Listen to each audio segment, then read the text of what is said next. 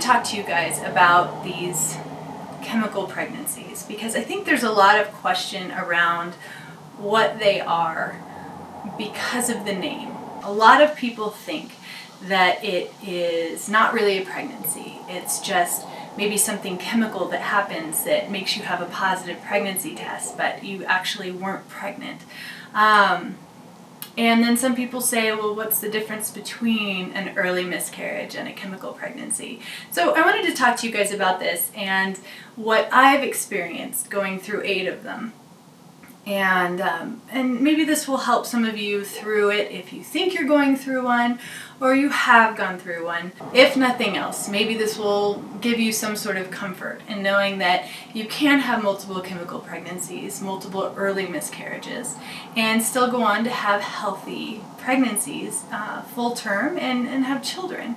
A chemical pregnancy is an early miscarriage that happens before you actually see an embryo through an ultrasound, before you actually see the heartbeat.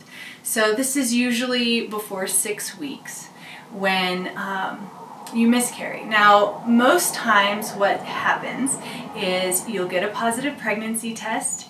It may or may not get darker, but it will then start to fade before or after you start your period. There are statistics that say that 60 to 75% of all pregnancies end in an early miscarriage. A chemical pregnancy is not just a chemical reaction in your body that says you're pregnant and you're not really pregnant. Everything is going along as planned. You are pregnant. The HCG levels in your body are present in giving you the positive pregnancy test, but something's going wrong. It can be a number of different issues that are generally pretty easy to pinpoint. But the good thing is that you're getting pregnant. The bad thing is that you're unable to stay pregnant. Again, it could be a chromosomal abnormality and it could just be a fluke deal. Or it could be something like what I went through, which was reoccurring multiple early miscarriages, which then leads to something being off, hormonal or something like that. The reason why they seem to happen a lot more often is because we have home pregnancy tests now that actually do read very, very low levels of HCG. Older pregnancy tests maybe read 25 to 50 HCG level. And so their sensitivity was not as great as they are now. A lot of times these early miscarriages will happen before you even reach that 25 or 50 level. Since we now have these very early pregnancy tests, which have a sensitivity sometimes of 12 or even 6.5, we are finding out a lot earlier that we're pregnant. And instead of waiting until our missed period and maybe being a couple days late and thinking, I wonder if I'm pregnant, we're finding out, 4 or 5 days early, sometimes even earlier. And then we're realizing that these pregnancies aren't sticking. I feel like these early home pregnancy tests are a blessing and a curse because there were a few of my early miscarriages that I found out I was pregnant 6 days before my missed period. And then I started miscarrying just a few days after my period was due. I probably wouldn't even have begun to test yet. So I wouldn't have known. So these chemical pregnancies, they are pregnancies that just don't go on very far. No matter how early you go through a miscarriage, there is an amount of emotional and physical stress that you go through, without a doubt. And I empathize with any of you who have ever gone through a miscarriage of any kind because I understand how hard it is. You get very excited and it's very disappointing. It is very hard on your heart. And I just recently went through one. Actually 2 months in a row. I do not have a hard time getting pregnant at all. My husband pretty much just has to look at me. My problem is that I cannot be pregnant while I'm nursing. And while I ovulate and have regular periods and am able to get pregnant, I'm not able to stay pregnant because the progesterone in my body is so low when I'm nursing that it cannot handle being pregnant at the same time. And actually here on my 8th early miscarriage, I just found this out. So I had 4 when I was nursing my daughter and I was trying to get pregnant again. She was 1.5 and I just kept having them. I probably had 4 within like an 8-month time period, and they were all very different. I was looking on the internet for very hard facts, so I kind of knew what to expect, but I can tell you all 8 were pretty much different. So my first few, I just started bleeding. I got positive pregnancy tests, and they got darker and darker for a week and a half, 2 weeks, and I was sure that I was going to keep the babies, and then the first 4, I believe, I just all of a sudden started bleeding. I really didn't have any pregnancy side effects other than, normal cramping. But all of a sudden I just started bleeding really heavily, and that was my first sign. I weaned my daughter, and soon thereafter I got pregnant with my son, and that was it. Right after I weaned her, I got pregnant, and I didn't have any problems with that pregnancy at all. Now that I have my son and he's 16 months old, we want one more.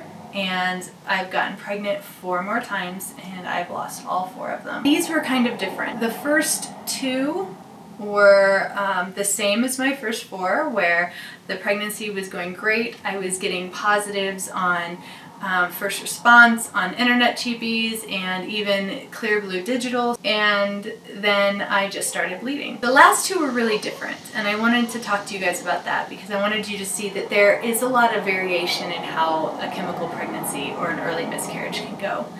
So my last one, I was getting positive pregnancy tests, and then all of a sudden they just kind of plateaued, and then for about 2 days they didn't get any darker at all, and then after that they started getting fainter and fainter and fainter. A lot of people will say that you really can't trust home pregnancy tests to tell you how strong your HCG levels are.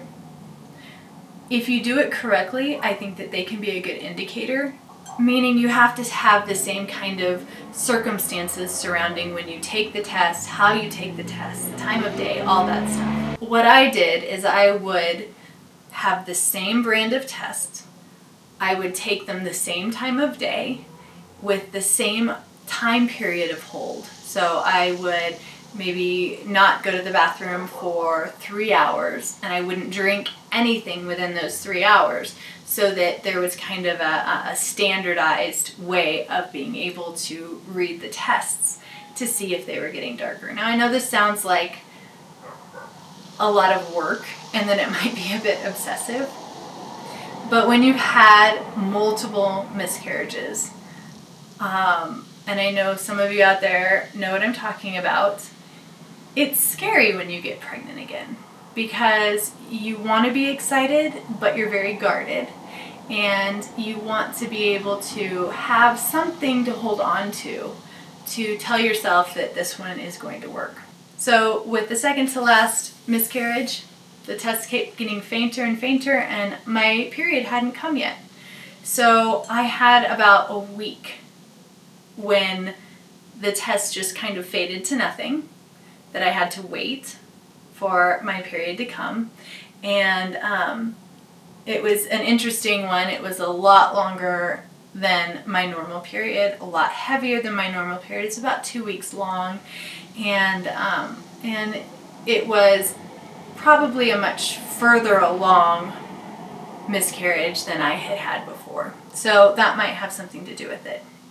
Now this last one was also very interesting and very different because I didn't think I was pregnant. I didn't even know when I had ovulated, really. and I just was sick to my stomach. Now, if you had told me that someone was experiencing morning sickness before they got a positive pregnancy test, I wouldn't believe them, honestly. I would think, okay, obviously if there's not enough hormones to trigger a positive pregnancy test, and there's no way there'd be enough hormones to trigger morning sickness. I had morning sickness horribly that came in the afternoons, which is when I usually got mine.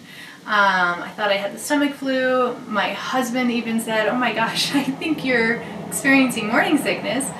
I started having food cravings, food aversions. It was really strange. Everything that I had gone through all of my 5 pregnancies, I was experiencing before I even got a positive pregnancy test. So my husband was hilarious. He said, "I bet you that you're pregnant."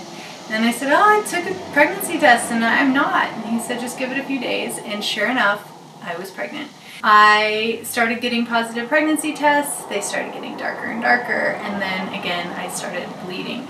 I was so sure that I was going to keep this one only because I had so many symptoms. I thought that it possibly had a really good hold in there. This time I went to the doctor and I said, "Check my progesterone level," and they did, and it was a 4, which is the very, very low end of where you should be.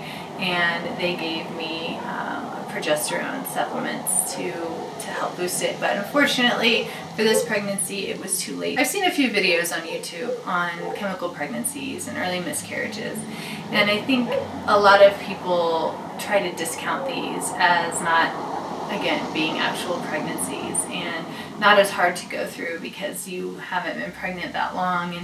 And while I can imagine it getting harder and harder the further along you are in pregnancy to lose that pregnancy, it still is a loss. And that's something that my doctor reminded me, because she was so sweet in saying, you know, "I will do everything in my power to make sure you don't have to go through this again, because these are losses that you're experiencing." And I think it's important that you feel the space to mourn those losses and to experience that disappointment, because it's there and it's real. And again, I empathize with all of you if you have gone through this or going through this. I think I am done with testing early. I am glad that I was able to see that I had those so that I could fix the problem and hopefully go on to have a successful pregnancy, hopefully in the near future. So a chemical pregnancy is not just some chemical reaction that makes the pregnancy tests say positive and you're not really pregnant. You have the physical aspects that come along with being pregnant because you actually were pregnant. And you need to give yourself the space to feel better. And know that these do happen a lot, and we're catching them a lot earlier because of our wonderful early pregnancy tests. But that is giving us the ability to figure out if there is something wrong that needs to be remedied before we have a successful pregnancy. If you're going through this, I'm so very sorry, and I'm sending you a huge hug through the video if you are experiencing this.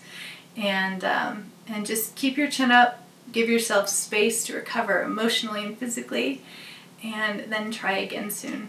So thank you for joining me, and until next time, be well.